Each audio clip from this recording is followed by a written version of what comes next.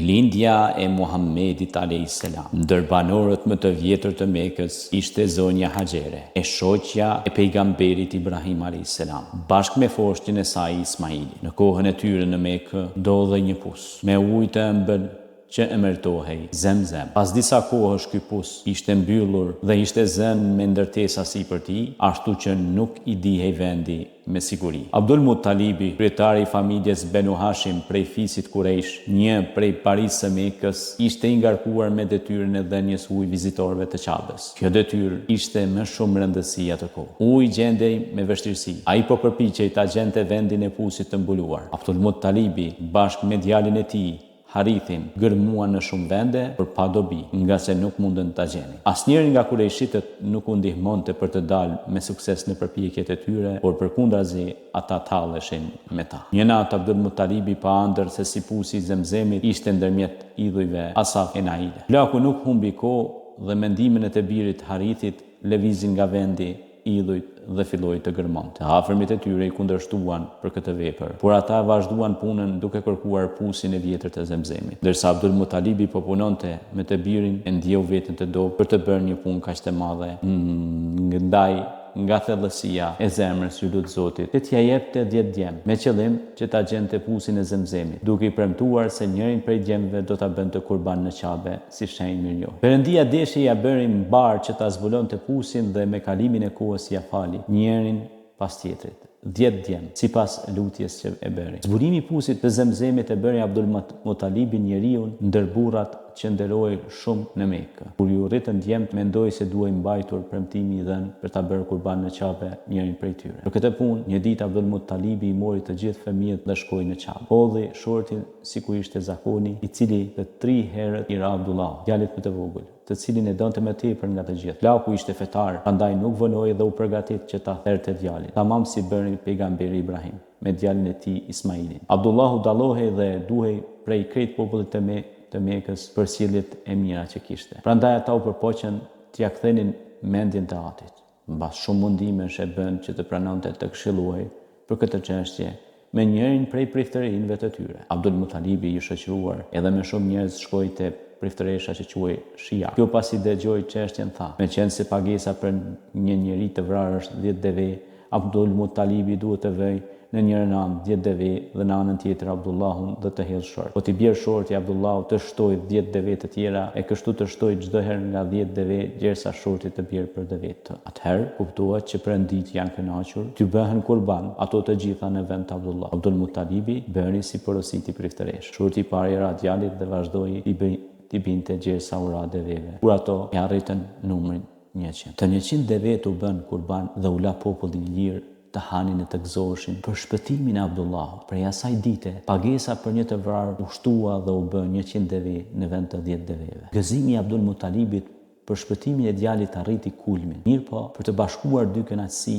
mendoi ta martonte Abdullah. Nuk vonoi shumë dhe ja gjeti një vajzë shumë të bukur e të mirë, e cila quhej Emine. Kurse ishte e bija e Dhehebit prej fisit Benu Zahra të Mekës. Abdullahu u martua në moshë 20 vjeçare dhe sipas zakonit të atëhershëm, kaloi 3 net në shtëpinë e nusës e pastaj shkuan të dy në shtëpinë e Abdullahut. Dy të përsamartuarit nuk ndenjën shumë së bashku, sepse pas pak muajsh Abdullahu u detyrua të largohej nga gruaja dhe të shkonte për tregti në Siri. Ishte rradha e tij kur u nis Eminen e la me barr. Abdullahu duke u kthyer nga Siria u ndal me disa shokë për të pushuar në Medinë, tuese mur e pas pak vdiq. La pas vetes si tham, të shoqe me barr e nuk arriti ta shihte fëmijën. Abdul Muttalibi, kur e dëgjoi lajmin e sëmundjes së djalit, dërgoi Harithin, djalin më të madh, që ta sjellte Abdullahun. Mirë po, ai e solli lajmin e hidhur të vdekjes së vëllait. Kjo e dëshpëroi së tepër me plakun dhe bëri të vishej me të zeza Eminen e mirë. Perëndia shumë i mëshirshëm o Emine, i tha plaku kur shkoi t'i jepte lajmin e zi. Ndoshta do Zoti dhe të gëzon me një djalë. E për çudi, ditën e hënë, më 20 prill 571,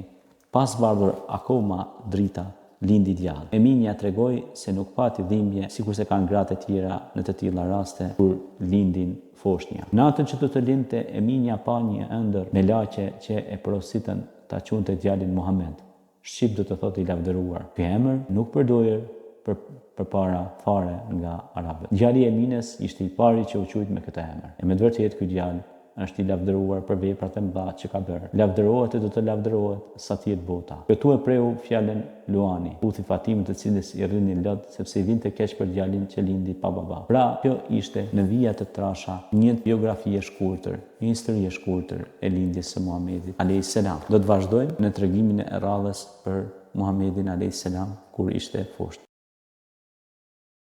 Bismillahirrahmanirrahim. Mbi martesën, ule shikimin tënd dhe mos e lësho pa kontroll, sepse ajo është shiqet elmuse e iblisit. Mos kalon ndërmjet dy grave femrave në rrugë, por me ranë e djathtë ose të majt. Bëhu i moralshëm. Martohu sa më parë, nga se ai i cili martohet e ruan shikimin e vet dhe organin e vet, intimitetin e tij. Kërkoje pra femrën që është besimtare në rrugën e Zotit, që është e kujdesshme ndaj prindërve të saj. Mos u ngut me ndarjen e martesës, nga se ajo është më e urrëtur tek Zoti nga të gjitha gjërat e lejuara. U atërheq vërejtjen bashorteve tuaja, vajzave, të afërmve, që të mos kërkojnë shkurorëzim para syve të fortë. Mos e bën shpërhi që bashorten tënde ta përbetosh me shkurorëzim. Përmbahu nga zinaja, immoraliteti, nëse nuk je në gjendje të martohesh, derisa Allahu xhaleshanuhu të mos durojë nga mundësitë e veta dhe të kesh mundësi të martohesh dhe ndihmo veten me agjerim sa më të shpeshtë. Nëse të vije të kërkoj ai për të cilin mendon se është besimtare dhe e bukur, martoje dhe mos kërko meher të madh. Shpalle, proklamoje kurorëzimin dhe festoje ditën e martesës sipas mundësisë. Mos lejo të festosh kurorëzimin e as martesën me çka do qoftë që është ndaluar, siç është pra degenerimi përmes veglave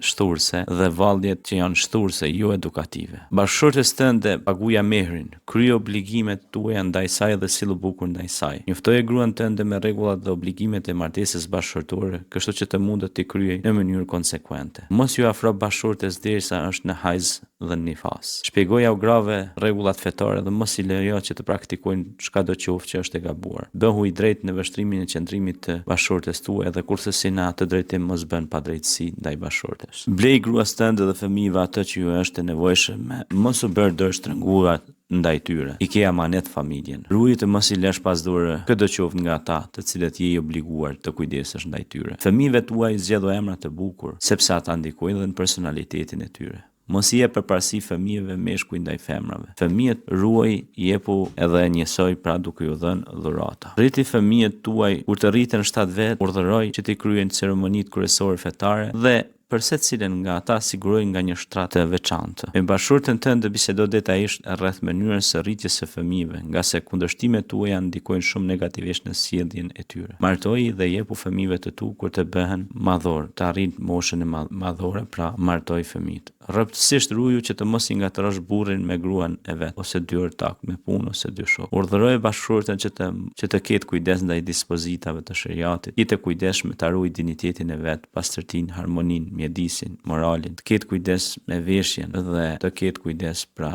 se si sillet me veten dhe të tjerë. Mos i lejo gratë të bëjnë gjëra të pahijshme, pra të bëjnë vepra të cilat nuk janë të hijshme, pra këshilloj me butësi dhe urtësi. Lajmëroj gratë e tua për veshjen e rrobave të zbukuruara, pra rrobat që janë tërheqëse. Bëni që ato të jenë më shumë tërheqëse për burrin e vet, ashtu dhe burri të jetë tërheqës për gruan e vet. Mos e ngritni zërin e lartë, sepse zëri i lartë është zëri i gomarit. Jeni të kujdesshëm me ngritjen e zërit, pra të keni një zën të moderuar, një zë të edukuar. Ta duani njëri tjetrin, sepse edhe Allahu thot Kur'an, ata janë të lidhur ngushtë mes njëri tjetrit, burrit dhe gruaja. Mi tha kanë nga lidha, pra janë të lidhur në një besë, pra në besë mes njëri tjetrit. Si dhe thot liteskunu ilaiha, gjeni prehje dhe qetësi tek njëri tjetri si bashkëshort. Pra, e gjeni dashurinë mes njëri tjetrit dhe ajo dashuri mbretëron gjatë gjithë jetës suaj, duke u kunurzuar me martesë, me trashëgimtar, me fëmijë, nëse Allahu ka bë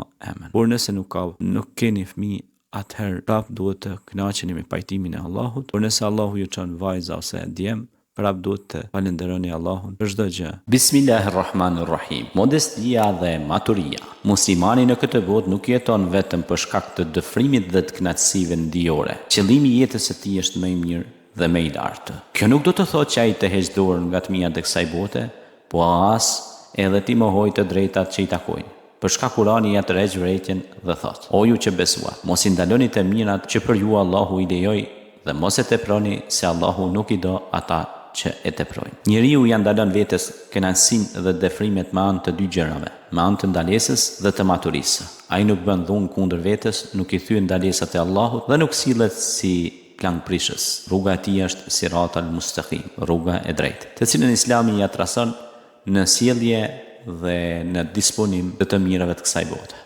Allahu xhaleshanuhu thot: "Dhe mos e bën dorën tënde të lidhur për qafe, mos u bë koprac, e as mos e shtri në tërësi e të mbetesh i qërtuar dhe duarthatë." S'ka dyshim se Zoti yt është ai që furnizon me bollek ato që do dhe ja kufizon atij që do.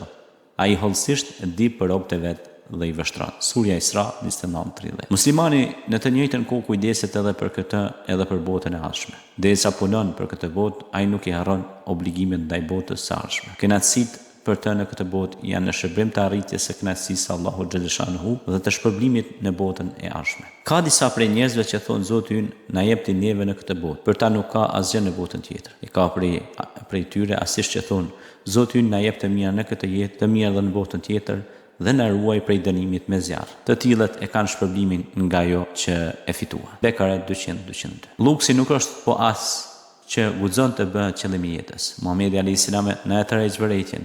Ruju prej sjelljes luksoze, sepse robët e Allahut nuk janë luksoz. Pasuria përmes së cilës nuk i treguohet për ulje Allahut dhe cila nuk harxhohet në të mirë është dredhi dhe mashtrim i vërtet që shpihen në mirim dhe në shkatrim.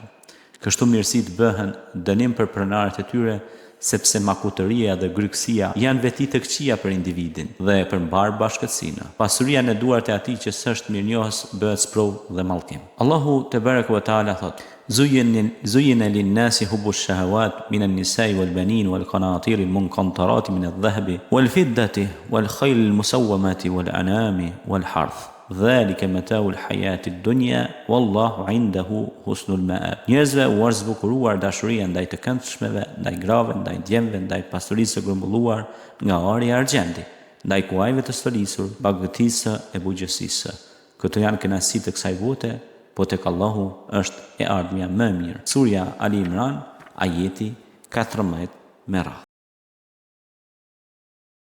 Me emrin e Allahut mëshiruesit, mëshirbërësit. Shpirt madhësia. Thotë Allahu i madhërisëm Kur'anin e tij famlar: Bismillahirrahmanirrahim. Wala tastawil hasanatu wala sayyi'atu idfa' billati hiya ahsanu fa idha alladhi baynaka wa baynahu adawatun ka'annahu waliyun hamim. Nuk është e barabartë e mira dhe e keqja, andaj të keqen ktheje me mirësi, se atëherë ai mes teje dhe të cilit ka armiqësi do të bëhet si mik i afërt. Surja Fusilet, ajeti 34. Muslimanin e karakterizon shpirt madhësia dhe falja. Në të vërtetë këto janë virtytet e imanit të sinqert, dëshmi të fuqisë së personalitetit dhe të lartësisë së tij. Kur në një rast Muhamedi alayhis salam i pyeti shokët e vet: "Cilin midis jush e konsideroni të fuqishëm?"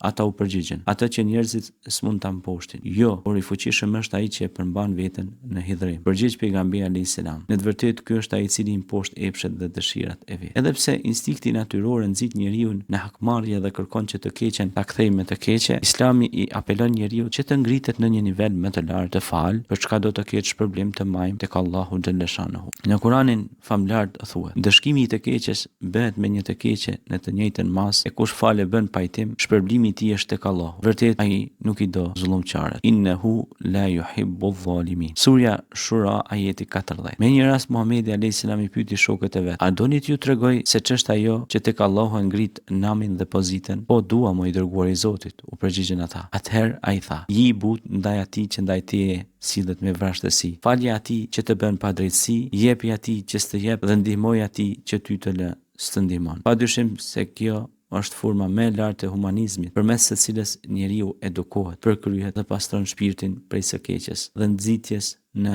hakmarrje. Po le t'u falin gabimin dhe mos t'u azën për të madhe. A nuk dëshironi që Allahu t'ju fal juve? Allahu fal dhe mëshiron shumë. Surja Nur, ajeti 22 me radhë. Besimtari është shpirt madh, ka shpirtin e bardhë. Besimtari është falës, është i respektuar, ka virtyte dhe cilësi fisnike. Qad aflahal mu'minun, kanë shpëtuar besimtarët, alladhina hum fi salatihim khashiun, të cilët janë të kujdesshëm me namazin e tyre, janë të matur pastaj në fjalët e tyre, në veprimet e tyre, në shprehitë e tyre, në mendimet e tyre. Pra, shpirtmadhësia besimtarit është të dhuroj vetëm mirësi, bamirësi dhe të krijojë, pra të formojë një shoqëri vlerash. Bismillahirrahmanirrahim. Tevekkuli, mbështetja në Allahun xhalleshanuhu. Muslimani ka mbështetje të plotë në Allahun xhalleshanuhu, kur nga ana e vet ka bërë gjithçka që mund të bëjë. Tevekkuli nuk është fatalizëm, siç dëshirojnë disa të janë veshin islamit dhe muslimanëve. Ky është realiteti i vërtetë, pas të cilit qëndron besimi i vërtetë, përvatja,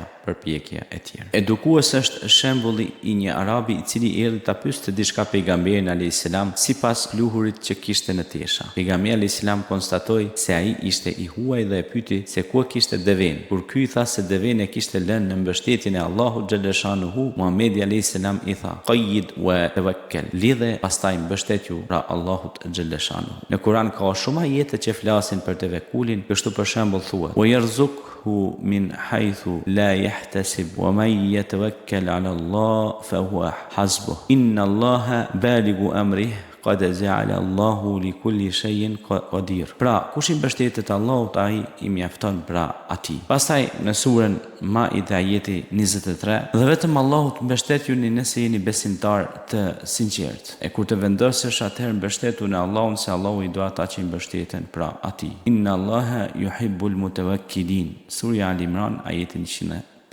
Pra, kush i mbështetet Allahut, Allahu do t'i mjafton atij, mirë po tevekkuli duhet jetë me bindje të plotë dhe me veprim të plotë. Pra, ti do t'i mbështi, do të bësh punën që i thirrur, por padyshim do ta kesh mbështetjen 100% tek Allahu, që puna jote pra do të arrijë sukses. Pra, në qoftë se ju e bëni një punë, pra e realizoni një projekt të saktuar dhe i keni pjekur të gjitha kushtet pra që ai projekt të realizohet, atëherë ju e keni edhe mbështetjen e Allahut, atëherë me lejen e Zotit ai projekt do arrihet të realizohet me sukses. Pra, tevekkuli, mbështetja fuqishme tek Allahu dhe përpjekja, pra mundimi, orvatja për të arritur atë sukses do realizohet pra me lejen e Zotit të Madhërisht. Shëndeti dhe kondicioni fizik. Muslimani duhet të jetë shembulli një personi fizikisht dhe psikikisht të shëndosht. Kjo nënkupton fuqinë e shpirtit, të trupit dhe të moralit. Muhamedi alayhis salam thot: "Njeriu i fuqishëm është më i dashur tek Allahu se ai dobti." Në kohën e pejgamberit alayhis salam, shkuan dy persona te pejgamberi dhe i thanë: "Ja Resulullah, duam të bëhemi të fortë në aspektin fizik." Dhe ai tha: "Merrni një gur dhe vazhdimisht merrni dhe jepni në dorë njëri tjetrit, kështu që do t'ju forcohen duart e juaja." Për këtë shkak Islami kushton vëmendje të posaçme edhe edukimit fizik. Prandaj i përkrah forma të ndryshme të edukimit fizik, të cilat ishin të përhapura edhe në kohën e para Islamit, siç janë noti, gjujtja me shtizë, shkatësitë e kalerimit e tjerë. Njëherë Muhamedi alayhis salam kaloi pranë një grupi të rinj të cilët garonin në gjuajtjen e shtizës dhe të shigjetës dhe u tha: "Gjuani o bijtë e Ismailit, babai juaj ka qenë gjuajtës i shtizës dhe i shigjetës." Islami gjithashtu nxit në shërim dhe në kërkimin e ilaçit në rast smundje. Shërohuni sepse Allahu nuk ka krijuar asnjë smundje e që asaj mos i ke dhënë ilaç, përveç pleqërisë dhe vdekjes. Thot Muhamedi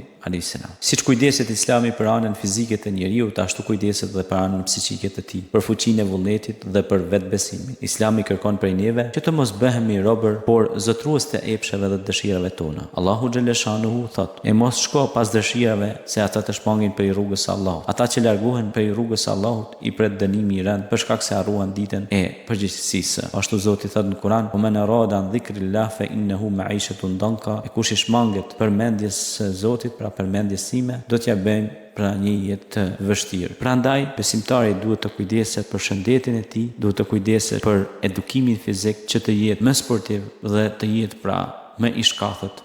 Dhe pra, siç thotë edhe pejgamberi alayhis salam për notin, mësoja unë fëmijëve sepse është nga sunetet e forta, si dhe hypja në kali pa e prekur me dorë, si dhe gjujtja me shigjet, me shtizë, pra sporti i cili i forcon duart, i forcon këmbët, noti po ashtu pra, janë sportet të cilat na edukojnë në aspektin fizik. Si dhe pra vrapimi, kalerimi me kual, pejgamberi selam shpesh herë dilte dhe vraponte me bashkëshorten e vet dhe pra ata kujdeseshin edhe për kulturën fizike dhe edukimin fizik. Bismillahirrahmanirrahim. Një biografi e shkurtër e Imam Ahmed ibn Hanbelit. Imam Ahmed ibn Hanbeli u lind në vitin 164 Hijri në Irak. Ishte njohur si mirë diturive fetare, e veçanërisht i hadithit dhe fikut. Nga ai mësuan për hadithin muhadithinët tanë të njohur si Imam Buhariu dhe Imam Muslimi. Vepra e tij e hadithit Musnad përmban afro 30.000 hadith. Imam Hanbeli për shkak të mësimit të tij që edhe i persekutuar. Kështu halifi Memun kërkoi prej tij që të hiqte dorë nga drejtimi i ehli sunne wal xhamatit dhe ta pranojë drejtimin Mu'tazilit si medhheb zyrtar të besimit në atë kohë, gjë të cilën Imam Hambeli e refuzoi. Dhe për këtë arsye hyri në burg dhe u keq trajtua u rrah publikisht. Më vonë, ndërkaq në kohën e halifit Mutawakkil u bë famshëm sepse halifi dha liri që çdo kush të mund të shfaqte pikpamjet dhe gjykimet e vet. Medhhebi i tij në atë kohë u përhap në Irak, ndërsa sot është ruajtur në krahinën arabike të Nejdit. Pra në Nejd është i përhapur me të madhe pra medhhebi i Ahmed ibn Hanbel, si dhe në familjen saudite si dinastie sot me sunduese pra në Arabinë Saudite. Imam Hambeli vdiq në vitin 241 Hijri në Bagdad, por ishte një ndër dietarët e mëdhej të asaj kohe, ku thuheshte se kishte mësuar përmendsh deri në 1 milion hadithe, ku i dinte të gjitha hadithet të cilat janë të sakta, sahih, të cilat janë pra mursal, të cilat janë maudhua të shpikura, por i dinte edhe ato të cilat janë dhaif, të dobta. Pra ishte një ekspert i vërtet i hadithologjisë, shkencës së hadithit. Mirëpo imani i tij ishte shumë i lartë, ai ishte shumë i përkushtuar në rrugën e Zotit të Madhërisëm, i mësonte nxënësit e tij, përgatiste kuadro pra për në fushën e mejdanit të davetirjes islame. Ahmed ibn Hanbeli ka qenë pra një njeri shumë i devotshëm, një i dashur i Allahut, një dietar i përkushtuar që të përhap fjalën e Zotit kudo. Dhe padyshim që biografia e tij flet shumë për punën e tij të palodhshme, që edhe pse u persekutua, u keq trajtua dhe u rrah, ai nuk u dorëzua asnjëherë në përhapjen e të vërtetës dhe përhapjen e fjalës së Allahut dhe mësimeve të dërguarit Muhammed alayhi salatu wassalam. Bismillahirrahmanirrahim. Amaneti dhe besueshmëria. Jeta jonë është përplot me amanete dhe detyra, qofshin ato të vogla apo të mëdha. Ne jemi të obliguar të zbatojmë në mënyrë të përpiktë dhe ndaj tyre të sillemi me përgjegjësi. Në Kur'anin famlar për këtë Allahu i Madhërisëm thotë: Ya ayyuhalladhina amanu la takhunnu Allaha war rasula wa takhunnu amanatikum wa antum ta'lamun. O ju që besuat, mos e tradhtoni Allahun dhe dërguarin e ashtu të tradhtoni amanetet tuaja derisa dini sa e keqe është kjo. Surja Anfal 27. Pabesueshmëria është njëra ndër shenjat e ndërprerjes së jetesës në tokë dhe parashenja e ditës së gjykimit. Muhamedi alayhis salam ka thënë: kur të humb besimi, pritet ditën e gjykimit të Kiametit. Kur e pyetën se kur do të humb, u përgjigj: kur gjërat dhe detyrat të besohen atyre që nuk i meritojnë, pritet ditën e gjykimit. Prandaj muslimani e kryen me përgjegjësi atë me çka është i obliguar, sepse e di se do të përgjigjet për atë që i është besuar. Jo rastësisht Abu Bekri radiallahu anhu u quajt Siddik, që ishte i sinqert dhe i qëndronte amanetxhi për Muhamedit alayhis salam pranë, dhe ishte prej të parëve që e pranoi pra Islamin dhe pranoi atë çka Muhamedi alayhis salam u mësonte njerëzve. E pranoi pra atë çka i shpalli Allahu Muhamedit alayhis salam përmes melekut Xhibril në shpellën Hira. Muhamedi alayhis salam në tërheq vërejtjen duke na thënë se Allahu xhaleshanuhu i fal mëkatet që njerëzit i bëjnë ndaj tij, por nuk do t'i fal ato me të cilat uzurpohen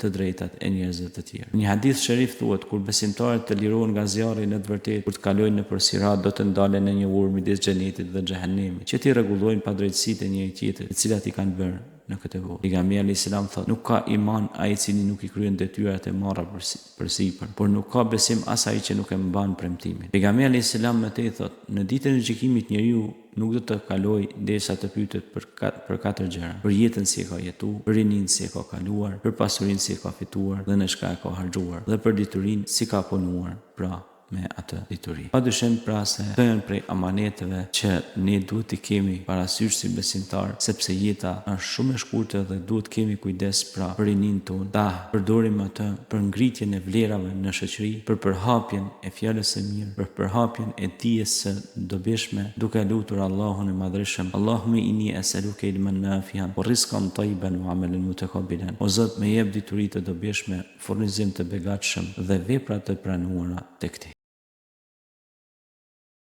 Bismillahirrahmanirrahim. Me emrin e Allahut mëshiruesit mëshirbërësit. Bujaria të lartëson, ajo të ngrit dhe të fisnikëron. Allahu e don atë dorë që jep. Patyshim që Allahu e shumë fishon pasurinë tuaj kur ju jepni në rrugën e Zotit të Madhëruar, për të zgjidhur brengat dhe hallet e njerëzve të cilët janë të sëmur apo të pllakosur dhe të sprovuar nga varfëria. Të gjitha besimet e shpallura e rekomandojnë bujarinë, kurse gjykojnë egoizmin dhe kooperacimin. Ndërkaq që Islami këtë e thekson në veçantë. Në fenë islame disa dhënie janë bërë të obligueshme për secilin antar të saj, ndërsa disa të tjera janë të obligueshme vetëm për më të pasurin. Në esencë, të gjitha këto dhënie shprehin bujarinë e cila e nxit besimtarin që të shpërndajë dhe ta ndihmoj vëllain apo të afërmin e vet. Allahu xhalla shanu thot: "Lan tanalu al-birra hatta tunfiku mimma tuhibbuna wama tunfiku min shay'in fa inna Allaha bihi alim." Kur nuk do të arrini sinqeritetin e plot me besim, derisa të mos e jepni më të dhëmshmen e pasurisë suaj. Çka do të jepni, Allahu atë e di.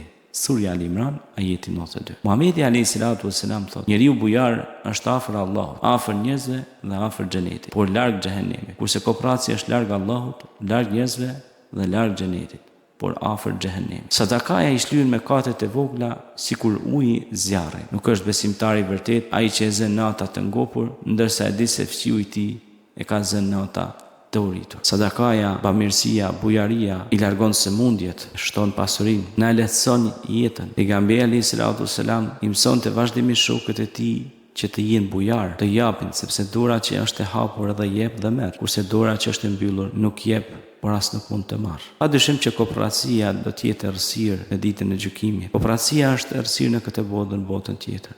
Andaj bujarët do të kenë një vend të lartësuar në këtë botë dhe në botën tjetër. Padyshim se Zoti thotë se ky Kur'an është udhëzues hudal lil muttaqin, është udhëzues për bamirësit. Pra shkak i mosdhënies, pra kur ju nuk jepni, mundësia e ndalimit të udhëzimit është shumë e madhe. Pra, nëse ju nuk jepni, truri juaj mund të jetë në errësirë dhe shpirti juaj do të ngushtohet dhe ju do të jetoni në errësirë. Ndoshta do të jetoni mes luksit dhe materjes së madhe, pasurive enorme, mirë po nuk do të keni një jetë të lumtur, sepse nuk keni shkaktuar lumturi tek të tjerë. Andaj grumbullimi i pasurisë suaj nuk do t'ju jap lumturinë tuaj. Prandaj jepni që të lumturoheni, sepse buzëqeshja është kur ti bën shkak që një krijesë të Zotit ta gëzosh.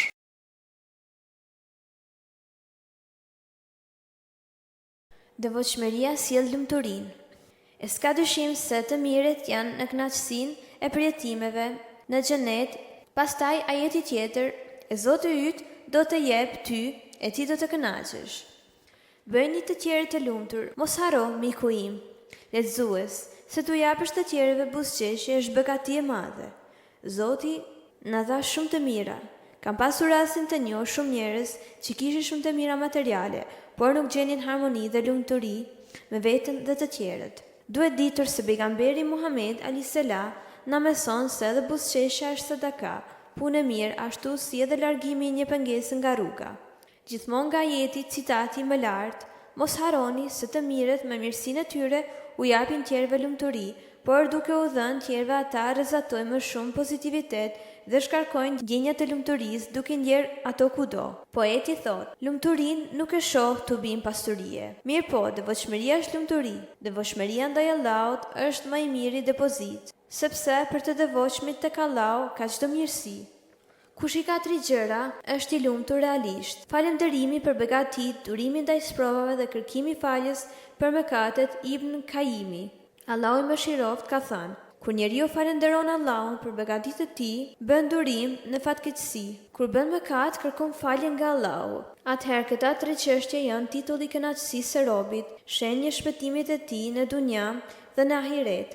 Prandaj, nga këto të mos shmanget robi kur dhe asnjëherë. Njeriu ka 2 mundësi, njërin që ka të bëjë me dijen teorike, dhe tjetrën është që praktikimi i vullnetshëm, lumturia e njeriu qëndron pikërisht në plotësimin dhe përsosmërinë e këtyre 2 mundësive, dijen dhe praktikën.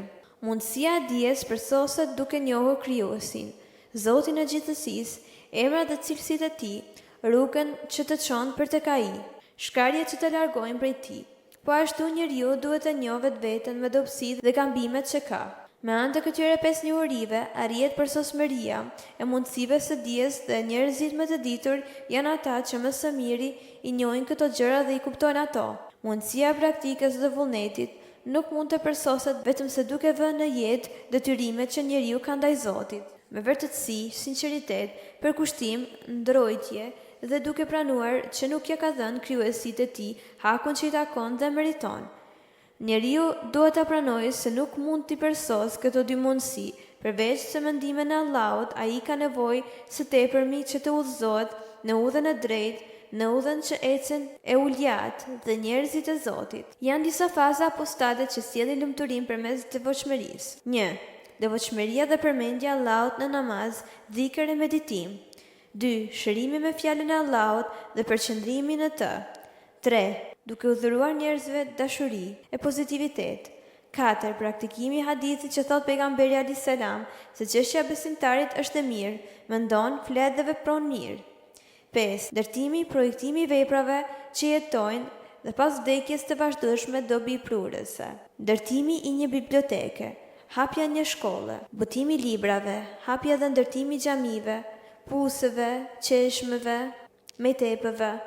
Tu mësosh tjerëve leximin e Kuranit dhe shkencave praktike në jetën e përditshme. Tu ndihmosh të sëmurëve, të varfërve, tu japësh atyre optimizëm dhe mundësi të i kalojnë situatën. Mos përqesh tjerët, motivoj shoqërinë. Folu fjalë të mira dhe jepu mundësi bashkëpunimi në të mira njerëzve. Vizitoni njëri tjetrin dhe shkëmbeni mendime progresive.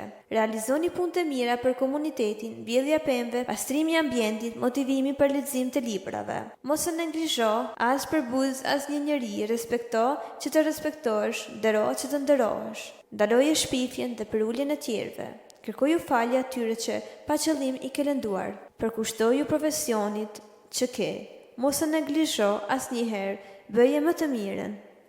Bismillahirrahmanirrahim. Falja një cilësi fisnike. Falja është cilësi e besimtarit e cila rrjedh nga durimi. Kjo cilësi posaçërisht urdhërohet në Kur'an. Me falje te kalohen edhe mosmarrveshjet dhe konfliktet më të mëdha ndërmjet njerëzve. Falja i sjell dobi edhe atij që fal. Allahu xhaleshanuhu thot: nëse publikoni ndonjë të mirë ose e fshihni atë ose i falni ndonjë të keqe dikujt, Allahu i plot fuqishëm fal shumë. Surja Nisa, ajeti 149. Të falni është më afër devotshmërisë e mos e harroni bamirësi ndërmjet jush. Vërtet Allahu sheh atë që veproni. Surja Bekare, ajeti 237.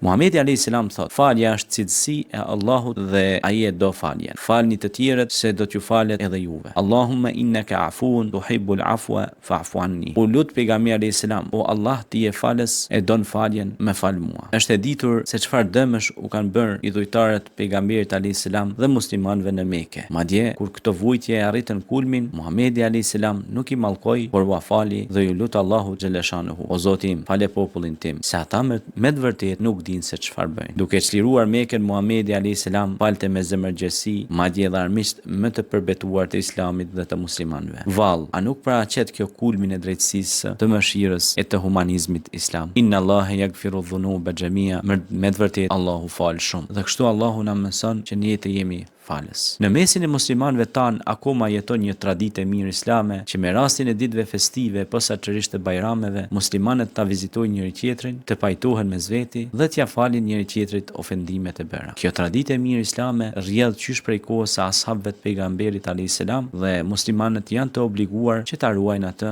dhe ta kultivojnë me kujdes faljen. Falja është gjest fisnikësh, andaj të falësh është trimëri dhe nuk është dobësi.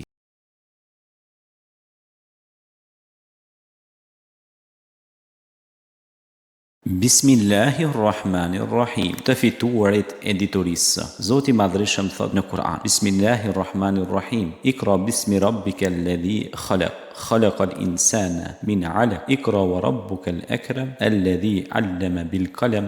Allama al insana ma lam ya'lam. Lezo me emrin e Zotit tënd i cili krijoi çdo gjë. Krijoi njeriu prej një gjaku të ngjizur. Lezo se Zoti yt është më bujari, ai që mësoi njeriu të shkruaj me penë. I mësoi njeriu atë që nuk e dinte. Surja Alaq, ajeti 1-5. Pastaj Allahu thot surën Zumar, ajeti 9: a janë të barabartë ata që dinë dhe ata që nuk dinë, po vetëm të Zotit e mendjes marrin mësim. Islami i nxit njerëzit në dituri, po ashtu pra e cila është mbështetje për ta që ta arrijnë deri tek e vërteta dhe rruga e drejtë. Rreth njohjes në Islam, rrethi njohjes në Islam është shumë i gjerë. Për këtë arsye muslimani mëson gjithçka që është e dobishme dhe që shpihet deri te njohja e Allahut, sepse çfarë kuptimi do të kishte sikur njeriu të mësonte shumë njohuri për kozmosin dhe natyrën e ta injoronte krijuesin i cili ka krijuar gjithçka. Islami diturinë e shpall të obligueshme për çdo musliman. Në Kur'anin famlart për sa i përket diturisë thuhet: wa qur rabbi zidni ilman. Dhe thuaj: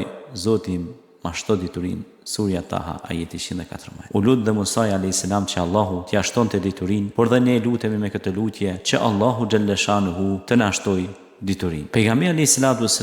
thot se ai që merr rrugën për të kërkuar dituri, Allahu do t'ja lehtësoj rrugën për në xhenet. Obligimi i muslimanit nuk pushon me vetë arritjen e diturisë dhe të njohjes, por ai është i obliguar që t'i udhëzojë edhe të tjerët, edhe kështu dritën e diturisë ta zgjerojë dhe ta përcjellë edhe më tej. Kjo është grada më e lartë të cilën e arrin muslimani. Desa Muhamedi a.s. thot, më të mirët për jush janë ata që mësojnë Kur'anin dhe ua mësojnë atë edhe të tjerëve. Pejgamberi a.s. na mësonte që të lutemi shpesh dhe është një dua shumë e njohur për shtimin e të mirave dhe diturisë. Allahumma inni as'aluka ilman nafian wa rizqan tayyiban wa amalan mutakabbilan. O Zot, më jep dituri të dobishme, furnizim të begatshëm dhe vepra të pranuara tek ti. Bismillahirrahmanirrahim. Mbi bamirësinë dhe kujdesin ndaj familjes. Bëju mirë prindërve tu dhe ruaju nga sjellja jo korrekte ndaj tyre. Vizitoje farafisin tënd dhe kujdesu për ta. E kurse si mos i le pasdore. Sillu mirë dhe bukur me jetimin, gostite atë. Sillu bukur ndaj fëmijëve tuaj. Mos u sjell kurrë dëmi. Kurse mbaje me durim nëse të ndodh diçka e keqe nga ai. Më shpesh vizitoj fetarët, mu'minunët dhe vëllezërit tjerë që i ke dashur në emër të Allahut. Kujdesu që dashuria jote dhe urrejtja të jetë për Zotin. Pra, të urresh atë që Zoti e ka ndaluar, ta duash atë që Zoti ka lejuar, sepse ajo është një ndër shenjat më të forta të besimit. Qëndro me shok besimtar të përshtatshëm që kanë frikë Zotin, që janë të ndershëm, ruaj nga shoqëria e keqe. Mos qëndro me lajkatarë dhe mos i dëgjo rrallat, rrëfimet e tyre. Mbjell pemë të cilat prodhojnë kështu që të kesh dobi ti dhe të tjerët, sepse mbjellja e pemëve është mirësi e madhe. Nëse dikujt t'i dhuron diçka, mos kërko që ta kthej atë. Ngutu në plotësimin e nevojave të muslimanëve dhe mundohu t'i gëzosh. Gëzoj fëmijët, gëzoj të moshuarit, shpërndaj butësirje, jep me dorën tënde dhurata, sadaka, bëj veprat që janë bamirëse dhe të mira. Fali namazin, pas faljes së namazit, qëndroj stoik i qëndrueshëm pra punës që ti bën me ndershmëri dhe nga të mirat e tua materiale ndaje një pjesë pra për të varfrin, për studentin, për atë që është në rrugën e Zotit dhe mbështete të mirën edhe me vepra, sepse dhe Zoti na lajmëron në Kur'an dhe thot, ata që bëjnë vepra të mira janë krijesa më të dashura tek. Andaj Allahu i don bamirësit, ata të cilët bëjnë mirë, Allahu ua shumë vishon bamirësi. Dhe le ta dinë bërësit e mirësisë se do të kenë shpëtim në këtë botë dhe në botën tjetër. Bismillahirrahmanirrahim. Me emrin e Zotit Mëshiruesit Mëshirbërësit. Krenaria dhe dinjiteti. Kush e dëshiron krenarin, le ta di e tërë krenaria i takon Allahut, pra le ta kërkoj prej tij. Surja Fatir, ajeti 10. Dinjiteti dhe krenaria e muslimanit janë veti të cilat e përcaktojnë drejtimin dhe sjelljen e tij në shoqëri. Muslimani nuk guxon ta pranojë poshtërimin. Ai e tregon krenarin dhe dinjitetin në çdo rast. Ai që pajtohet vullnetarisht pa dhunë me poshtrimin nuk hyn në radhët tona, thot Muhamedi a.s. Të pranuarit e poshtrimit është shenjë e mungesës së besimit, sepse imani kërkon që njeriu të çohet kundër të gjitha formave të poshtrimit dhe kërkon qëndrueshmërinë në luftën kundër të keqes dhe padrejtësisë kudo që gjendet ajo pra. Ti dal përballë pra asaj dhe të mos pajtohet me. Krenaria është rezultat natyror i besimit në Allahun, i cili mëson se i tërë kozmosi gjendet në duart e Allahut xhaleshanuhu, se të gjithë njerëzit janë vëllezër, se sinqeriteti dhe devotshmëria janë virtyte të muslimanit dhe se në mesin e tyre askush nuk është i denjë për adhurim dhe për respekt të thellë. Islami i liron njerëzit nga robërimi i njëri tjetrit, duke i bërë të gjithë të përulen vetëm Allahut xhaleshanuhu. Njerëzit kur s'mund ta poshtrojnë atë të cilin Allahu xhaleshanuhu e lartëson, por as edhe ta lartësojnë atë që Allahu e poshtron. Në Kur'an thuhet, atë që Allahu u adhuron njerëzve nga mëshira e tij, nuk ka kush që mund ta pengojë. Atë që ai e ndal, nuk ka kush që mund ta lirojë posti. Ai është nga dhënjësi i gjithdijshëm. Këtë e ka theksuar edhe i dërguari sallallahu alaihi wasallam duke thënë: dije, sikur e tërë bota të mundohen të bëjnë ndonjë të mirë, s'mund të bëjnë asgjë më tepër se ajo që ka caktuar Allahu. Por kur të mundohen të bëjnë ndonjë të keqe, nuk mund të dëmtojnë me asgjë më tepër se ajo që ka caktuar Allahu xhaleshanuhu. Kolonializimi i cili e kaploi botën islame që e sulmi dhe poshtrimi më i madh i muslimanëve. Kjo ndodhi atëherë kur u dobësua besimi i tyre dhe kur humbën fuqinë dhe trimërinë. Muslimani është i obliguar të mbrojë interesat e besimit dhe ta dheut të vet ku jeton. Ai patjetër duhet të jetë i gatshëm që ta ruajë lirinë dhe ta mbrojë të vërtetën. Pra e vërteta gjithmonë duhet mbrojtur nga besimtari. Drejtësia, as që mund të konsiderohet për besimtar një njeri në zemrën e të cilit s'ka ndjenjë dhe vetdije për drejtësi. Allahu xhaleshanuhu kur të flitni duhet të jeni të drejtë dhe nëse është çështja për të afërmit tuaj. Surja Al-An'am ajeti 152. Pastaj thot: "Wa idha hakamtum bayna an-nasi an tahkumu bil 'adl." Dhe kur të gjykoni, ju urdhëron të gjykoni me të drejtë mes njerëzve. Surja Nisa ajeti 58. "Wa umirtu li'adila bainakum. Allahu rabbuna wa rabbukum." Jam urdhëruar të mbaj drejtësi mes jush. Allahu Zoti ynë dhe Zoti juaj. Surja Shura 15. Pastaj në çdo të xhumon në namazin e xumas, hatibi ligjërues na përkujton urdhëresën e Allahut që të jemi të drejtë. U thuhet: "Inna Allaha ya'muru bil 'adli wal ihsani wa ita'i dhil qurba wa yanha 'anil fahsha'i wal munkari wal baghi ya'idhukum la'allakum tadhakkarun." Allahu urdhëron drejtësi, pamirësi, ndihmë të afërmëve, e ndalon nga amoralitetin, nga e nevritura dhe dhuna. Ju këshillon ashtu që të merrni mesim. Surja Nahl ajeti 90 me radhë. Omer radiallahu anhu thoshte: "Drejtësia është themeli i një shteti." Kur në të kaluarën e artë të Islamit punohej me drejtësi, njerëzimi përparoi shumë, si në aspektin ekonomik, si në aspektin arsimor, shkencor dhe inovativ. Drejtësia është një faktor kyç që të përparojë një shoqëri. Nëse një shoqëri don të përparojë dhe të ecë përpara, duhet të punojë me drejtësi në mënyrë që të ketë balanca dhe barazvlera, të cilat mundsojnë që qytetarët ose fshatarët e atij kombi ose atij vendi të kenë mirëqenie. Dhe kur bëhet barazia si në ekonomi, në arsim, në zhvillim e kështu me radhë, atëherë kemi rritje të vetdijes, kemi rritje të mirëqenies dhe drejtësia e çon përpara këtë.